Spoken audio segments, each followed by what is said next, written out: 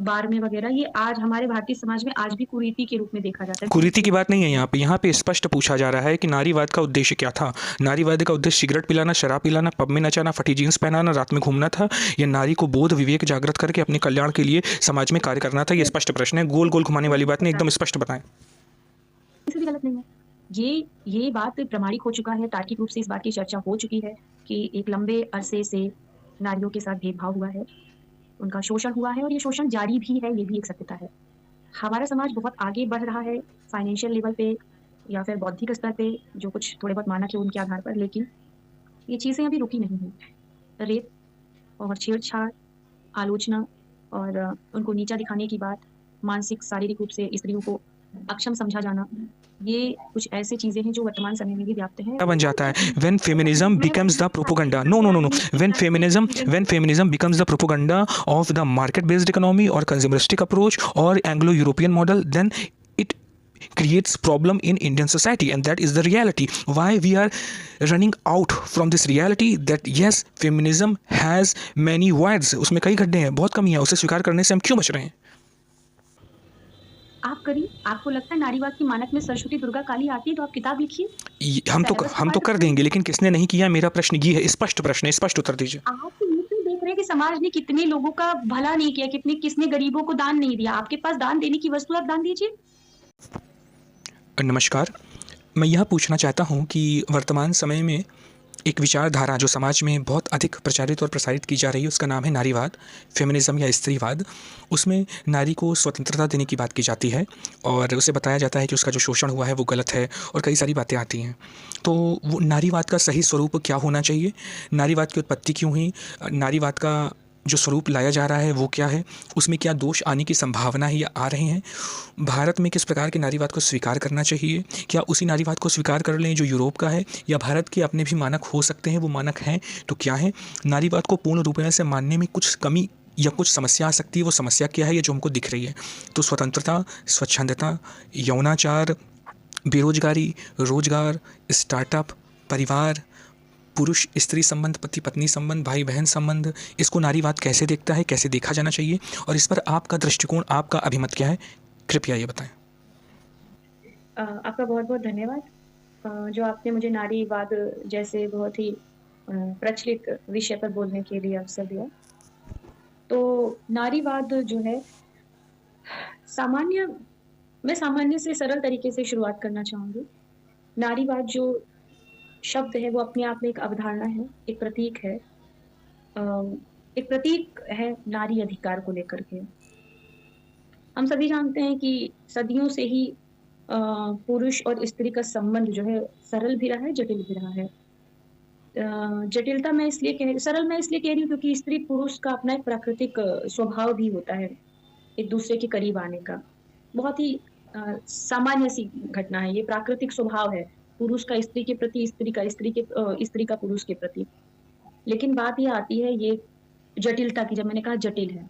जटिल इस संदर्भ में मैंने कहा कि जो पुरुष है, उस वर्ग को ऐसा माना जाता है कि धीरे-धीरे उसने स्त्रियों पर शोषण करना शुरू कर दिया, उसकी आज़ादी, उसकी अस्मिता पर बंदिशें लगाने स्टार्ट कर दिया और उसकी जो कुछ भी उसके अंदर क्रिएटिविटी थी, वो महज़ घर के दीवारों के भीतर होने लगी और वो क्या करना चाहती है, वो क्या कर सकती है, उसकी क्या आशाएँ हैं, क्या सपने हैं, उन सब पर जब रोक लगा है, नारी ने उसका किस तरह से विरोध किया, अ, विरोध किया या नहीं किया, किया तो किस प्रकार किया, और अगर उसने विरोध किया तो उसका सहयोग कौन-कौन किया, किसने किया, और सहयोग पाने के बाद या विरोध के पश्चात क्या रिज़ल्ट निकलता है, क्या वास्तव में समाधान हुआ है इन विषयों पर या नहीं। ये सब गहन मुद्दे हैं जो नारीवाद के अंतर्गत अध्ययन का हिस्सा बने। नारीवाद जो है अपने आप में एक अ, ऐसा विषय है जिस पर न केवल पूर्व के समय में अध्ययन किया गया, बल्कि वर्तमान में भी अध्ययन इस पर किया जा रहा है और भविष्य में भी मुझे जितना मेरी दूरदर्शिता है इस पर अध्ययन होता रहेगा। एक समय था जब नारीवाद ने ये समझा कि उनके जो कुछ अधिकार हैं उनको नहीं मिल रहे हैं। मत देने का अधिकार हो गया, कार्य करने का अधिकार हो गया, स्वतंत्रता का अधिकार हो गया, कुछ वगैरह-वगैरह। फिर धीरे-धीरे वो थोड़े और संदर्भों में आगे बढ़ा, जहाँ पर वो इस रूप में भी आ गया कि पुरुषों से एकदम ऐसा लगने लगा रेडिकल वाले फ़ेज़ में कि स्त्री और पुरुष का कोई मतलब इस स्तर की स्थिति आ गई कि नारी पुरुष के बिना भी रह सकती है, पुरुष के साथ विवाह करना कोई अ, ज़रूरी नहीं है। इवन इस स्तर पे भी बात आई कि बच्चा भी नारी का ही अधिकार है, नारी उसे जन्म दे या ना दे। ये सब अपने डिबेटियल इश्यूज़ हैं, आप उस पे स्वतः चर्चा करिए। मेरा मेरा दृष्टिकोण आप लोगों के या किसी भी व्यक्ति के दृष्टिकोण से साम्यता भी रख सकता है और अलग भी रख सकता है।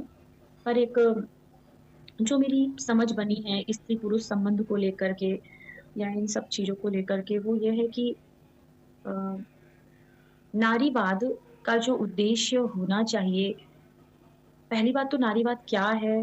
क्या चल रहा है? क्या होना चाहिए? इस पर जो है अध्ययन की ज़रूरत है गहराई से। दूसरा ये कि नारीवाद जो है, तो हाँ, नारीवाद या किसी भी वाद या किसी भी सिद्धांत का उद्देश्य क्या है? ये बहुत महत्वपूर्ण है। सिद्धांत का उद्देश्य महज विचारकों द्वारा पॉपुलैरिटी पाना है या महज विचारकों द्वारा अपनी किताबों को पब्लिश करना है या फिर किसी पद तक पहुँचने का है या फिर ये कहीं पॉलिटिकल एजेंडे का पार्ट तो नहीं है। और नारीवाद के विरोध में जो स्वर हैं या किसी भी मतलब नारी अधिकार से संबंधित जो विरोध के स्वर हैं, उसका अर्थ ये बिल्कुल नहीं है कि वो कोई पुरुष उस चीज़ का विरोध कर रहा है। महज ये मान लेना कि नारीवाद के विरोध में पुरुष समाज खड़ा है, ये भी मतलब बहुत ही संकीर्ण मानसिकता है। एक मानसिकता होती है, जो नारी अधिकारों के खिलाफ भी है। वो चाहे स्त्री हो, पुरुष हो, बड़े-बुजुर्ग हो, कोई भी हो सकता है। लेकिन बात ये आती है कि एक लंबे अरसे के बाद जब विश्व में नारी अधिकारों नारी अधिकारों को कानूनी रूप से मतलब वो किया गया, प्रस्थापित किया गया, स्थापित किया गया ताकि नारी जो है नारी का उत्थान हो, नारी अ, हर क्षेत्र में सहभागिता दे अपनी। धीरे-धीरे अपने भारत में भी वो चीज़ें आई कि स्त्रियाँ जो हैं वो संसद में आएँ, स्त्रियाँ जो संसद मतलब राजनीति में आएँ, स्त्रियाँ घर की दीवारों से बाहर निकलें, उनके जो सपने हैं, वो जो उद्योग जगत में आना चाहती हैं आएँ, वो जो बैंकिंग सेक्टर में हैं, वो जो गाँव के पंचायतों में आना चाहती हैं, वो जो मसलों को सुलझाने में अग्रणी हैं, वो एनजीओ चलाएँ। कहने का मतलब उन्हें विभिन्न वो जो कलाओं में निपुण हैं, वो नृत्य कला हो, संगीत कला हो या किसी वाद्य यंत्र को बजाना हो, उसमें आगे आएँ। और भारत ने ये सदैव ही ये स्वतंत्रता दी थी, लेकिन समस्या ये थी कि उसमें सिर्फ़ कुछ घरों की स्त्रियाँ आती थीं। हर वर्ग, हर समुदाय, हर जगह के लोग वहाँ नहीं सम्मिलित होते थे। भारत एक विविधता भरा देश है, तो यहाँ विविधताओं में भी वाद्य यंत्र बजाने के लिए भी की जो संस्कृति है, वो भी सिर्फ़ कुछ वाद्य यंत्रों तक नहीं सीमित है। हर समाज का अपना वाद्य यंत्र है। संगीत की बात करें तो हर समाज की अपना संगीत करने का तरीका है और गहरे में जाएँ तो हम देखते हैं कि नृत्य के भी अपने-अपने तरीके हैं। कुछ फ़ेमस हैं भरतनाट्यम, कुचिपुड़ी और कथक और कथक इस तरह से। लेकिन हम आदिवासी संस्कृतियों में भी देखते हैं, वहाँ भी विभिन्न प्रकार की शैली है नृत्य की, गायन की, वाद्य यंत्रों को बजाने की। तो भारत एक अनोखा देश है। हमें यहाँ की विविधता का सम्मान करना चाहिए और इस विविधता में जो जो स्वतंत्रता एक मिलनी चाहिए अ, उसका भी लगातार ख़्याल रखना पड़ेगा और रखने की कोशिश की गई है लेकिन अभी वो अधूरी है। अगर अगर वो स्वर उठ रहे हैं, स्वतंत्रता के स्वर उठ रहे हैं, अगर वो अधिकार की डिमांड हो रही है, तो कुछ तो बचा रह गया है हमसे, कुछ तो बचा रह गया है। कहीं कुछ कोई तो शोषित हो रहा है।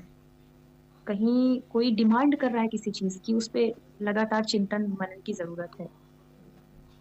रही बात थोड़ा वर्तमान समय में आ जाएँ, यूट्यूबर बनने की चाह, अपनी कला को प्रदर्शित करने की चाह, स्त्री-पुरुष दोनों में ही नृत्य कला है, स्त्री-पुरुष दोनों में ही संगीत कला है, गायन की विधा है। लेकिन थोड़ा-सा अगर और गंभीरतापूर्वक देखें तो ये जो नवयुवतियाँ हैं कि क्या कर रही हैं? मतलब ये एक क्वेश्चन मार्क है। यूट्यूबर बनना, आर्थिक रूप से खुद को सशक्त करना 20, 21, 22 इस उम्र में या फिर मतलब और जो कुछ अ, नृत्य कला भी नहीं कहना चाहिए, जो कुछ फूहड़ से स्टेप्स सेट होते हैं, जिन स्टेप्स का कोई मीनिंग बहुत ही फूहड़ ही मीनिंग कह लीजिए है। तो वो अधिकार, स्वतंत्रता, नृत्य कला या गायन कला या कॉमेडी करना, जो भी चीज़ें हैं, उन पर विचार करने की ज़रूरत है। हम कर क्या रहे हैं? हम नृत्य कला को दिखाना चाह रहे हैं अपने भीतर की टैलेंट को या फिर महज़ यूट्यूब में वीडियो बना कर के चंद मिनट खुशियों के लिए या फिर थोड़ी पॉपुलैरिटी पाने के लिए, कुछ पैसे आ जाने के लिए ये हम कर क्या रहे हैं? ये नारीवाद है या फिर ये नारी स्वतंत्रता का जो है एक पैमाना है या मतलब एक क्या है ये? इस पे लगातार आप विचार करने की ज़रूरत है। जिन मुद्दों को लेकर इन सब चीज़ों की शुरुआत की गई होगी, मुझे लगता है वो मतलब बहुत ही ज़रूरी था समय काल के हिसाब से। समय काल वो जो परिस्थितियाँ थी जब नारी को मताधिकार का अधिकार नहीं था, मत का अधिकार नहीं था, नारी को पढ़ने का अधिकार नहीं था, नारी को रक्षा क्षेत्र में कोई दक्षता नहीं थी उसकी। नारी जो महज़ गिनी-गुनी कुछ अपने भारत में देखिए कि गिनी-गिनी कुछ नारियों के नाम थे कि भई वो मैत्रेयी, गार्गी, रानी लक्ष्मीबाई, झलकारी बाई या माँ दुर्गा, माँ सरस्वती, हम उन्हें देवी के रूप में देख रहे हैं। कहने का मतलब था आदर्श तो हमारे पास बहुत थे, आदर्श बहुत थे, ऐसा होना चाहिए। स्त्री को दुर्गा होना चाहिए, स्त्री को समय पड़ने पर काली होना चाहिए, स्त्री तो लक्ष्मी की प्रतीक है, स्त्री तो सरस्वती है, स्त्री तो माँ गंगा के समान पवित्र है, स्त्री तो जमुना है, स्त्री तो ये, स्त्री तो वो। आदर्श थे ऐसे बनने की कल्पना गढ़ी गई थी। सावित्री, सीता ये कुछ स्त्रियाँ हैं जिनको माना जाता है वो धरती पे थी और उनको बहुत ही आदर्श नारी के रूप में देखा जाता है। ये भी माना जाता है उन्हें उनको स्वतंत्रता थी उस समय काल के हिसाब से उनके पास अधिकार भी थे। ये अपने मुद्दे हैं, इन पे मैं ये कहूँगी कि विचार करिए। मैं उनमें नहीं जा रही हूँ। मैं ये कहना चाह रही हूँ जो वर्तमान समय है, वर्तमान समय में जो स्त्रियों को जो स्वतंत्रता मिली है, वो भी ये ध्यान रखने की बात है, वो भी बहुत ही संघर्ष से मिली है। ये बार-बार कहूँगी, ये जो स्वतंत्रता हमें मिली है, जो अधिकार हमें मिला है, बहुत बहुत सारी महिलाओं और पुरुषों का बलिदान रहा है इसमें। तो जब जब कोई चीज़ बहुत ही अ, संघर्ष के बाद मिलती है, तो उसकी वैल्यू बढ़ जानी चाहिए, बजाए कि उसकी वैल्यू घटाने के। आज़ादी हमें यूँ ही नहीं मिल गई। आज़ादी आज भी आज़ादी की डिमांड होती है कि मानसिक रूप से हम अभी भी गुलाम और शासकों जैसा बर्ताव कर रहे हैं। इसीलिए निरंतर उसमें सुधार किया जा रहा है। सुधार करने के लिए लगातार चीज़ें जो है मतलब डेवलप की जा रही हैं, विचारकों को लाया जा रहा है, लगातार उन सब चीज़ों पे कार्य किया जा रहा है और क ऐसा हर समाज में होता है और हर समाज में भी होना चाहिए। यही मैं नारी अधिकार, नारीवाद या नारी स्वतंत्रता नारी को मिली गई हर एक चीज़ के बारे में। जैसे अगर हमें राजनीति में आने का मौका मिला, तो हम राजनीति में आके क्या कर रहे हैं? क्या हम राजनीति में आकर के राजनीतिक जो पहलू हैं उनकी समझ को और बढ़ा रहे हैं या फिर हम किसी पुरुष के पीठ पीछे उसके नक्शे कदम पर महज चले जा रहे हैं। ऐसा तो नहीं कि 50 लोगों की भीड़ में आप अकेली चुनी गई हैं, उस अकेले चुने हुए माहौल में आपको बोलने का अवसर नहीं मिल रहा है और आप बाहर आकर 2-4 लोगों के बीच में ये कह के अपने आप को शांत कर लेती हैं, मैं क्या करूँ मुझे बोलने का अवसर नहीं दिया गया। तो किस बात की राजनीति? आपको जनता ने उस स्तर पर लाया है कि आप स्त्रियों का प्रतिनिधित्व करती हुई उस स्थान पर पहुँची हैं, जहाँ पर 50 ही नहीं, सैकड़ों की भीड़ हो, लेकिन आपको निर्भीकता से अपनी बात रखनी आनी चाहिए। तो ये है नारी का राजनीतिक स्वतंत्रता। अपने स्व के साथ तो कभी खिलवाड़ नहीं होने देना चाहिए। आप राजनीति में नहीं रुचि रखती हैं, आप उस क्षेत्र में नहीं हैं, आप उस क्षेत्र में नहीं जाना चाहती, कोई बात नहीं। लेकिन अगर आप वहाँ हैं, आप उस स्तर तक आई हैं, आपकी वो इच्छा थी, वो इच्छा शक्ति थी कि आप उस स्तर पे पहुँचे और समाज में अपना योगदान दे सके, लोगों की बातों को, समस्याओं को सुन कर के समाधान की ओर आ जा सके, तो वो अपना उत्तरदायित्व निभाइए। आप परिवार में हैं, आपकी अपनी एक चॉइस है कि मैं परिवार में रहना चाहती हूँ। मजबूरन मत रहिए, अगर आपको लगता है कि मैं मजबूरन इस पारिवारिक व्यवस्था में दबा हुआ महसूस करती हूँ, आप मैं ये नहीं कह रही कि पारिवारिक व्यवस्था को तोड़ दीजिए, ये तो बहुत ही अजीब-सी बात है। आपने उस व्यवस्था को स्वीकारा है, आपने उस व्यवस्था में अपनी स्वेच्छा से कदम बढ़ाया है। अब बात ये आती है आप उस पारिवारिक व्यवस्था में हैं, तो उस पारिवारिक व्यवस्था के साथ अगर आपको लगता है मैं कुछ और भी कर सकती हूँ, तो आप उस व्यवस्था के साथ रहते हुए या जो भी आपको हम आपकी स्वतंत्रता है आप करिए, लेकिन कोशिश ये होना चाहिए कि समाज में अराजकता ना हो। आप उस व्यवस्था क से आगे बढ़िए और आप जो है अपने किसी भी जिस कार्य में आपकी रुचि है, आप वो कार्य करिए क्योंकि ये वर्तमान समय आपको वो कार्य करने का अवसर प्रदान कर रहा है। जो सदियों से मिली हुई जो संघर्ष के बाद जो मिली हुई स्वतंत्रता है, उसका मिसयूज़ नहीं होने देना है। ये है असल में नारीवाद। तीसरी बात ये आती है कि ये मैंने 2 चीज़ की चर्चा की, एक राजनीति की, एक परिवार की। आगे की चर्चा आती है शिक्षा क्षेत्र की या हम जब रॉकेट जैसे मतलब रॉकेट सॉरी मतलब ये कि वैज्ञानिक क्षेत्र में जब हम जा रहे हैं, मतलब साइंस एंड टेक्नोलॉजी से जब हम जुड़ रहे हैं, तब हम किस तरह से अपनी अधिकारों को, अपनी स्वतंत्रता को समझ रहे हैं। जी, कहिए। नारीवाद के स्वरूप को आपने व्याख्यायित किया। नारीवाद की उत्पत्ति प्रथम विश्व युद्ध, द्वितीय विश्व युद्ध के फलस्वरूप हुई थी, जिसका उद्देश्य यह था कि अमेरिका के कारखानों में जो श्रमिक थे, उनकी आवश्यकता थी, वो पुरुषों से पूरी नहीं हो रही थी। इस वजह से नारियों में यह बोध भरा गया कि आप निकलिए और स्वतंत्र होइए और काम करिए। निश्चित रूप से जब हम इतिहास पढ़ते हैं नारीवाद का, तो उसमें एक बहुत महत्वपूर्ण भूमिका आती है। विश्व युद्ध का भी इतिहास पढ़ते हैं, विश्व इतिहास पढ़ते हैं, तो बताया जाता है कि किस प्रकार नारियों ने कल कारखानों में बढ़ चढ़कर कार्य किया था। तो नारीवाद की उत्पत्ति एक उद्देश्य से हुई थी। सर्वप्रथम किस भूमि पर नारीवाद के विचार का प्रस्फुटन हुआ, उस प्रस्फुटन के बाद उनसे क्या उद्देश्य पूरा करवाया गया, फिर उसके माध्यम से वो कैसे कैसे यूरोप से होते हुए थर्ड वर्ल्ड कंट्रीज़ या विकासशील देशों में आया, इसके बारे में भी हमें विचार करना चाहिए। मैं आपसे दूसरे सवाल पूछना चाहता हूँ। मैं यह पूछना चाहता हूँ, वर्तमान जो नारीवाद है, उसकी 5 सबसे बड़ी आप मुख्य समस्या या कमियाँ क्या देखती हैं? देखिए, ये जो नारीवाद का जो चलने वाला जो विषय है ना, मेरे हिसाब से अभी इसको चलने देने का अवसर दीजिए। दूसरी बात ये है कि मतलब इसमें और भी संदर्भ जुड़ सकते हैं, इसलिए अभी इसमें लोगों को बोलने बढ़ चढ़कर हिस्सा लेने का अवसर मिलना चाहिए, चाहे वो स्त्री इस संबंध में बात रखे, चाहे पुरुष रखे। रही बात कमियाँ की, तो उसी पे मैं अभी चर्चा कर रही थी कि हमें जो स्वतंत्रता मिली या हमें जो अ, किसी भी आंदोलन का अपना कुछ उद्देश्य होता है, अगर वो उद्देश्य कुछ प्राप्त होने लगे या कुछ हुआ, हर चीज़ ना एक समय काल के हिसाब से चलती रहती है, उसमें परिवर्तन की डिमांड होती रहती है। तो नारीवाद जब चला तो चला, समय काल के अनुसार उसमें लगातार परिवर्तन की भी एक डिमांड हुई है और हुआ भी है परिवर्तन, तभी कई स्टेजों में बटा है। तो इस समय का जो नारीवाद है, अगर उसमें परिवर्तन का भी की भी डिमांड हो रही है या होनी चाहिए, तो कोई गलत बात नहीं है। अगर एक समय जो कमी जो आप महसूस कौन हो सी रही 5 है, सबसे बड़ी कमी क्या देखती नारीवाद में? ये बताएं, स्पष्ट रूप से बताएं।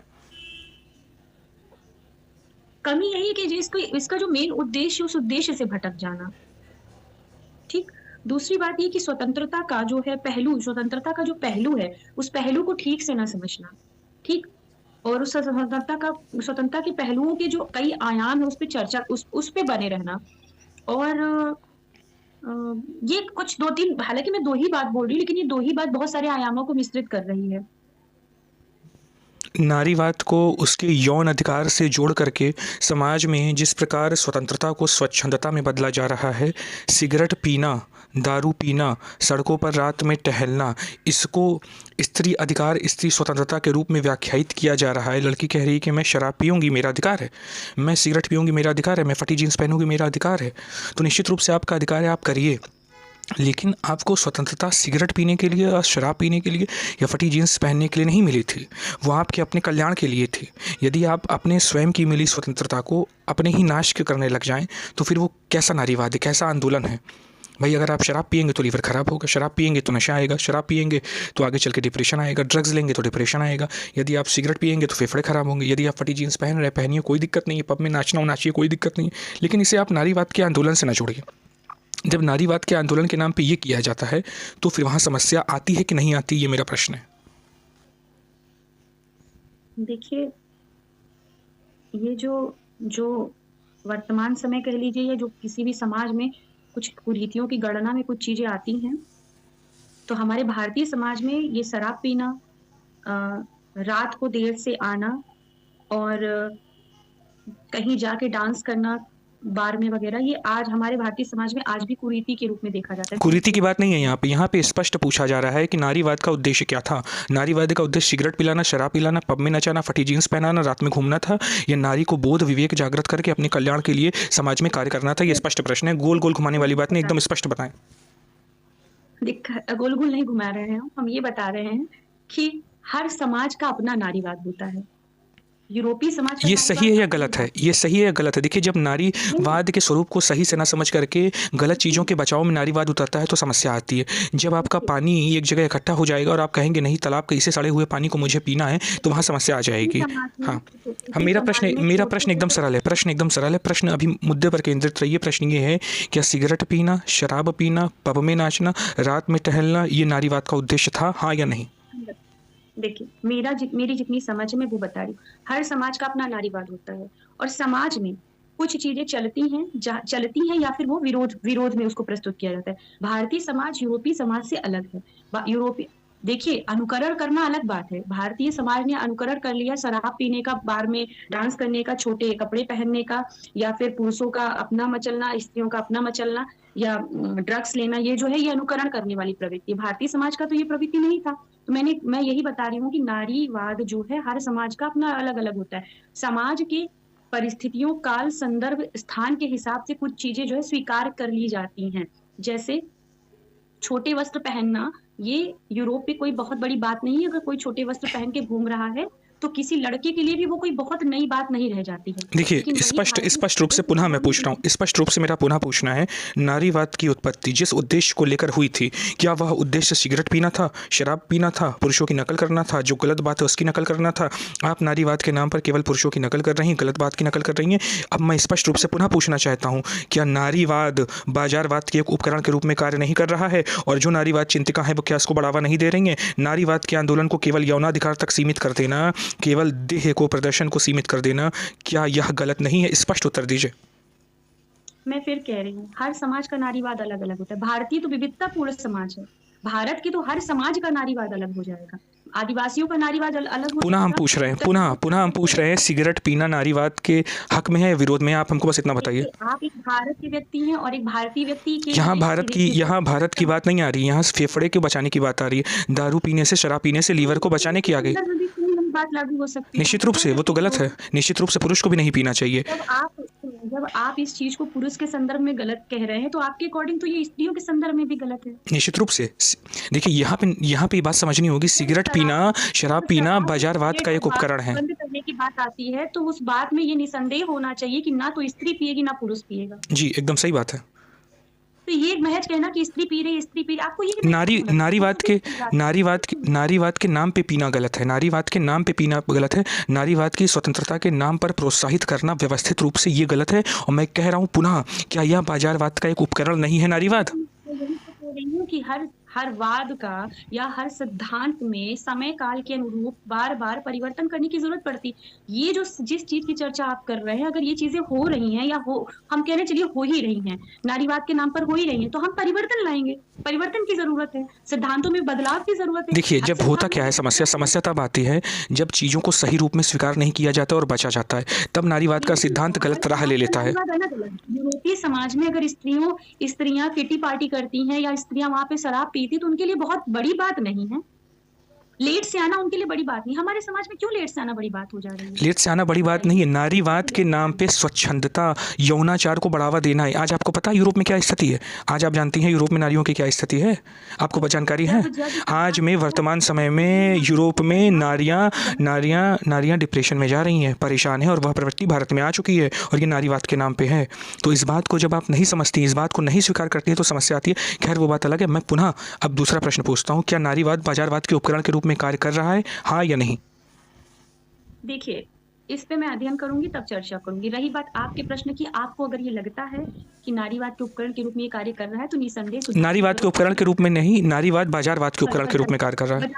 व्याकरण के रूप में अगर ये लग रहा है तो उसमें निसंदेह सुधार। मैंने क्या कहा, मैंने कहा कोई भी एक सिद्धांत अगर पानी की तरह इकट्ठा रहा तो उसमें सड़न पैदा हो जाएगी। समय काल परिस्थिति और समाज के अकॉर्डिंग, प्लेस के अकॉर्डिंग उसमें हमेशा परिवर्तन की गुंजाइश बनी अच्छा, रहती दूसरा है। प्रश्न मेरा, क्या वर्तमान का नारीवाद है, यदि वर्तमान का जो नारीवाद है, वर्तमान का नारीवाद जो है वो छोड़ दीजिए, हम दूसरा प्रश्न पूछ रहे हैं। वर्तमान का नारीवाद जो है, क्या वो यूरोपीय संस्करण नहीं है? वर्तमान के नारीवाद सिर्फ और मात्र बाजारी और यूरोपीय संस्करण है। इसमें भारतीय नारीवाद, भारतीय जो चिंतन है उसके नारीवाद की कितनी संभावना है ये बता दीजिए। जहाँ पे दुर्गा को सेक्सी कह के सिगरेट पिलाई जाती है, नहीं, दुर्गा को सेक्सी कह के सिगरेट पिलाना ये भारतीय नारीवाद हुआ? आप बताइए क्या है ये सही है गलत है, आप मुझे बताइए। ये तो गलत बात है भाई। जिस भारत की जिस स्त्री, जिस देवी को लेकर आस्था बनी हुई है, उस देवी के हाथ में सिगरेट देना या शराब पीना या उनको लेस्बियन कहलाना, ये तो सरासर आस्था पे चोट है। और ये सरासर नारीवाद, अगर इसको नारीवाद के नाम पे किया जाए तो ये बहुत ही गलत बात है। और एक संभावना ये भी हो सकती है कि नारीवाद को भी बदनाम करने की ये साजिश हो, जो भी स्त्री या वो जो नहीं, ये तो एकदम बेवकूफ़ी वाली बात है नारीवाद को बदनाम करने की। स्पष्ट रूप से ऐसा किया जा रहा है, दिख रहा है। उसमें कहना नारीवाद को बदनाम करना, ये मूर्खता का प्रचायक या अज्ञान के प्रचायक के सिवा कुछ नहीं। मैं पुनः पूछ रहा हूँ कि इस तरह की जो घटनाएं हो रही हैं उसका प्रबल विरोध होना चाहिए कि नहीं होना चाहिए? मौन रहेंगे तो किस दिशा में जा रहा है? तो नारीवाद का भारतीय संस्करण कैसा होना चाहिए ये बताएं आप। भारत में सदैव आदर्श की स्थापना पूर्व काल में ही कर दी गई थी। दुर्गा, काली, सरस्वती, यमुना, गंगा, ये जो प्रतीक जो गढ़े गए थे, सीता, सावित्री, ये रानी लक्ष्मीबाई, ये झलकारी बाई, ये जो अहिल्याबाई होलकर रही हैं, ये तरह तरह की जो भी वीरांगनाएं रही हैं, ये सब अपने आप में बहुत मानक है। हमारे यहाँ लता मंगेशकर है कला के क्षेत्र में, हमारे यहाँ भरतनाट्यम की बहुत सारी स्त्रियां रही हैं, कला बहुत सारी अभिनेत्रियां भी रही हैं जिन्होंने बहुत अच्छा अपनी समय काल के अनुसार कार्य किया है। तो हमारे पास तो उदाहरण मौजूद है। हम अपने में ही क्यों नहीं खोज रहे नारीवाद? हाँ, तो मैं इस बात पे थोड़ा सा और जोर देकर कहना चाहूँगा। आपने नाम लिया दुर्गा, सरस्वती, लक्ष्मी, गंगा और लता मंगेशकर, रानी लक्ष्मीबाई, इनके विषय में थोड़ा बताइए नारीवाद के सिद्धांत में कैसे योगदान दे सकती है? थोड़ा एक मिनट। देखिए, कुछ का नाम जो मैंने लिया वो भारतीय समाज में जो है वो देवी स्वरूप में उनका चिंतन मिलता है। और रही बात दुर्गा की, तो दुर्गा यहाँ पे माँ के रूप में पूजी जाती हैं। दुर्गा जो है आदि शक्ति के रूप में जानी जाती हैं। दुर्गा एक ऐसी शक्ति हैं जो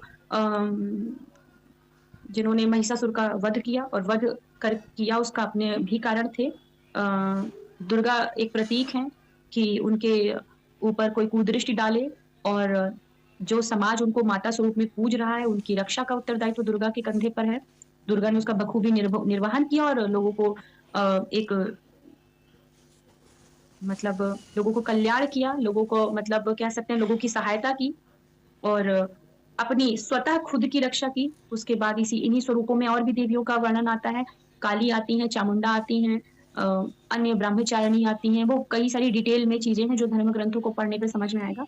ये सारी स्त्रियां ये जो स्त्री जो प्रतीक स्वरूप में है, एक ऐसा भी समय आता है जब राक्षसों का वध करती हैं, तो उस समय इनको ऐसा लगता है कि रक्तबीज एक है घटना जिसमें रक्तबीज एक ऐसा राक्षस होता है जिसका रक्त अगर भूमि पर गिरता है तो उसके जैसे अन्य दानव रक्तबीज होकर तैयार हो जाते हैं। तो इस स्वरूप में काली का आवाहन होता है। काली आती है और उस रक्तबीज के वो सारे खून को पी जाती है। ये सब प्रतीक स्वरूप बातें। मैं इसकी कुल मिला के मैं इसकी गूढ़ बातों को जो मेरी थोड़ी बुद्धि ने मुझे मदद की है वो ये है कि एक स्त्री जब ये देखने लगती है कि वो किसी दुष्ट या आताताई व्यक्ति को हरा नहीं पा रही है या कैसे उसे हराना है, तो बाकायदा स्ट्रैटेजी अपनाती है। स्ट्रैटेजी अपनाने में वो अपने साथ अपने अन्य स्त्रियों का कैसे साथ लेती है और कैसे जो है एक दुष्ट पर विजयी पाया जाता है। दुष्ट का मतलब किसी भी स्वरूप में हो सकता है, वो सिद्धांत के रूप में भी हो सकता है, वो एक समाज में कोई बहुत ही बलशाली व्यक्ति के रूप में भी हो सकता है जो गलत कार्यों में प्रवृत्त इंसान को से दूर करना हो, समाज की रक्षा करना हो। तो इस तरह से हम देखते हैं। रही बात जो है वर्तमान कुछ नाम जो मैंने लिए, जैसे लता मंगेशकर जी हैं और अभिनेत्रियां रही हैं, मान लीजिए हेमा मालिनी। नहीं, देखिए दुर्गा, लक्ष्मी, सरस्वती, गंगा, इनकी चारों की व्याख्या करिए। दुर्गा की व्याख्या कर दिया, लक्ष्मी कैसे सीखें, वागेश्वरी सरस्वती से कैसे सीखें, गंगा से कैसे सीखें, इस पर क्या विचार है? लक्ष्मी जी सीधी सी बात है। देखिए बहुत ही मैं शास्त्रीय व्याख्याओं का मेरा बहुत अध्ययन नहीं है। मैं इसको थोड़ा अपने हिसाब से जो मेरी समझ है मैं वो बताना चाह रही हूँ। लक्ष्मी मुझे जो लगता है वो ये है कि आप स्त्री को आर्थिक रूप से कमजोर ना समझें। वो लक्ष्मी का मतलब उसके अंदर आर्थिक शक्ति जनरेट करने की वो कुल मिलाकर एक पावर है।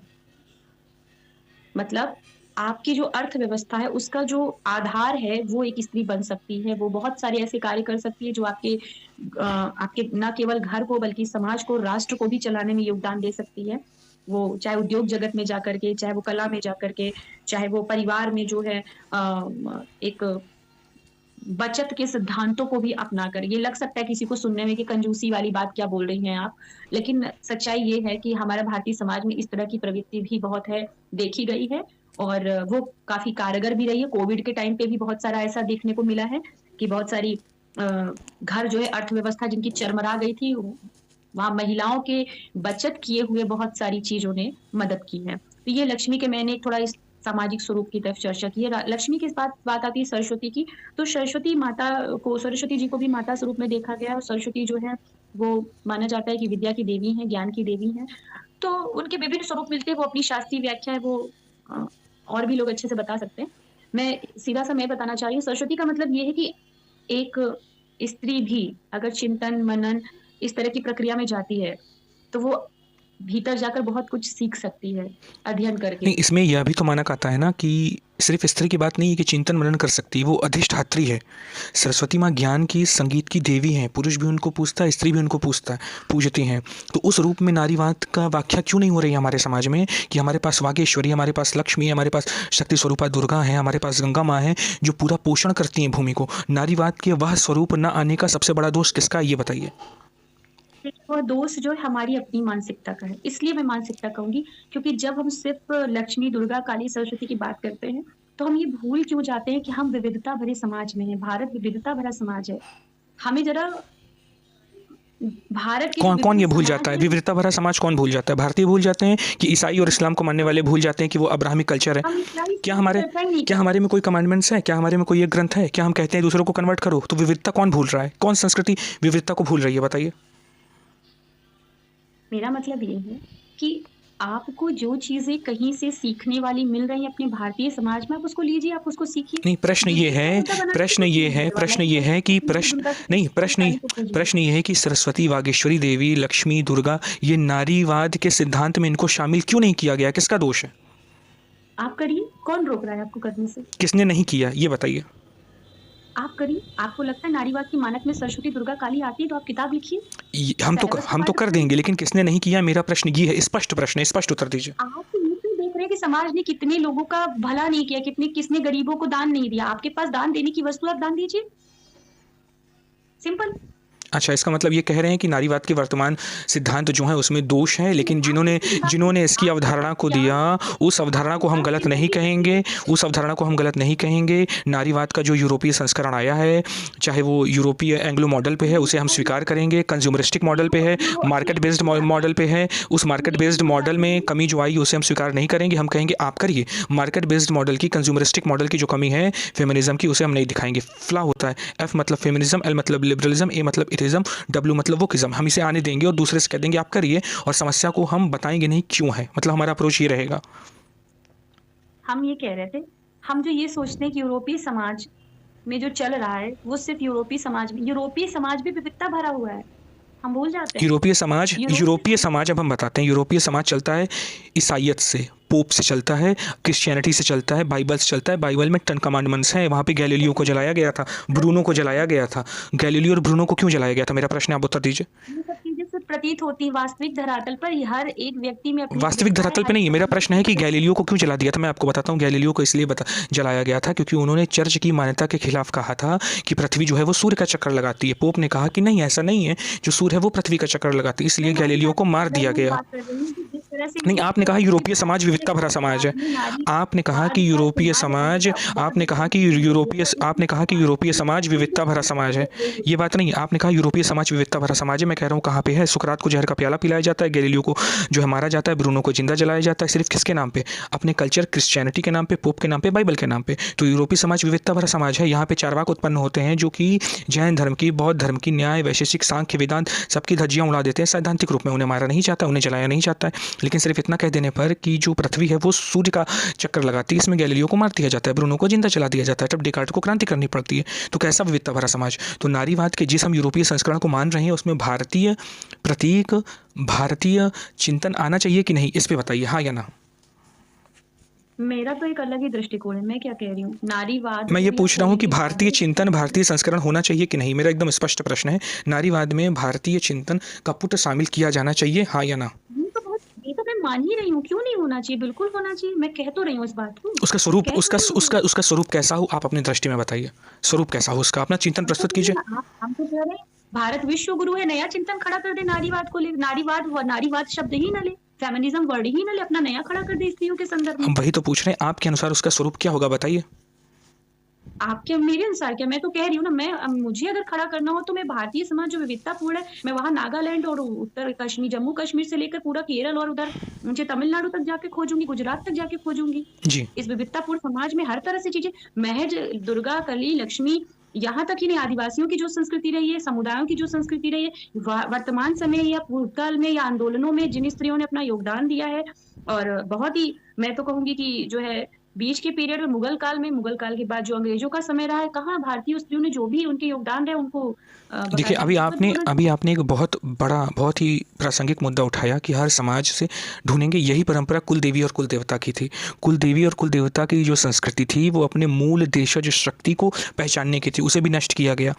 नारीवाद में किसी मूल्य को स्वीकार करने के लिए कोई प्रतीक ही नहीं। नारीवाद की शुरुआत किसने की? केट मिलट ने की। Who is the mother of feminism? She is a Kate Millett. Kate Millett के बारे में हम जानते नहीं हैं। किसी भी केट मिलट के वाद बारे को में हम कह करना, रहे हैं कि साधना हम की, कह रहे हैं हाँ केट सा मिलट, स्टैंड करना, किसी भी किसी सही भी को वाद अवॉइड में करना, कमियां छांटना, ये ये परिवार मूल है, दैट इज़ द फंडामेंटल। और जब हम कमियां नहीं समझते हैं तो निश्चित रूप से गड़बड़ हो जाता है। वाद समझने जब समझने प्रोपोगंडा वाली बन कौन जाता है, कहती है? व्हेन फेमिनिज्म मैं becomes the propaganda, no no no no, राजनीति व्हेन करके फेमिनिज्म, चीजें when feminism becomes the propaganda of the market based economy और कंज्यूमरिस्टिक अप्रोच और Anglo European model, then it creates problem in Indian society, and that is the reality. Why we are running out from this reality that yes, feminism has many voids, उसमें कई गड्ढे हैं, बहुत कमी है, उसे स्वीकार करने से हम क्यों बच रहे हैं? तो मैं कह रही हूँ क्यों नहीं स्वीकार किया जा रहा है, स्वीकार करिए, मैं तो खुद कह रही हूँ स्वीकार करना चाहिए, ठीक बात। मैं तो खुद कह रही हूँ स्वीकार। और बात में यही समझाना चाहिए, बात सिर्फ नारीवाद के संदर्भ में ही नहीं है, हर सिद्धांत के संदर्भ में होना चाहिए। उदारवाद में कमी है तो भाई, व्यवहारवाद में कमी आई तो उत्तर व्यवहारवाद आया कि नहीं आया?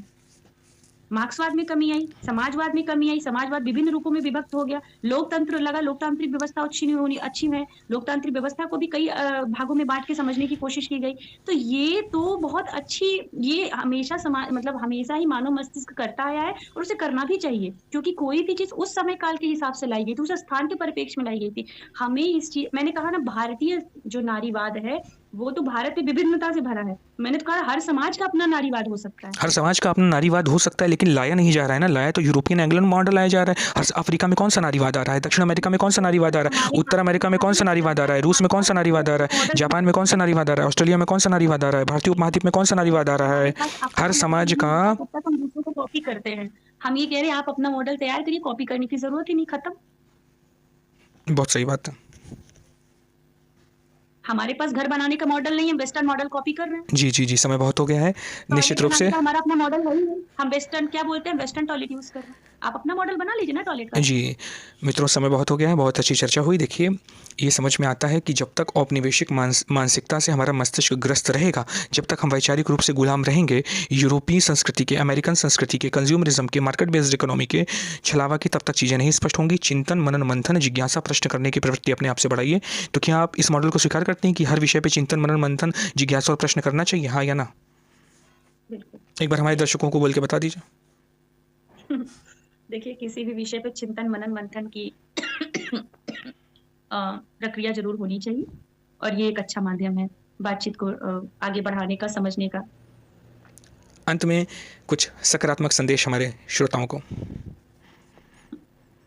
सकारात्मक संदेश, सकारात्मक संदेश में कितनी अच्छी बात है, सकारात्मक शब्द ही है। तो संदेश यही है कि स्वतंत्रता, चाहे वो आजादी वाली स्वतंत्रता हो, चाहे जो हमने हासिल की हो, उस स्वतंत्रता का, उन अधिकारों का जो है, मतलब प्रयोग जो है सचेत होके किया जाना चाहिए। और बहुत ही बहुमूल्य धरोहर है ये स्वतंत्रता, तो उसका, बहुमूल्य चीजों को जिस तरह से हम संभाल के रखते हैं और जिसका हम उपयोग करते हैं, कुछ वैसे ही होना चाहिए। धन्यवाद।